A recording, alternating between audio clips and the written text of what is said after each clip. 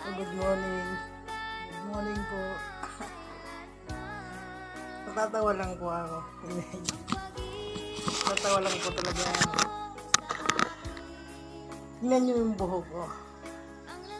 I am 46 years old kasi may birthday na ako ngayon July 29. Ayan. May naisip po ako. Hindi ko alam kung tama. Gagawin ko.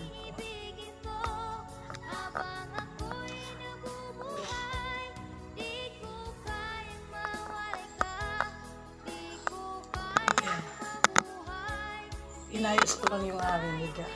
Tapos naglinis po ako dito sa aking kubo. Ano pala?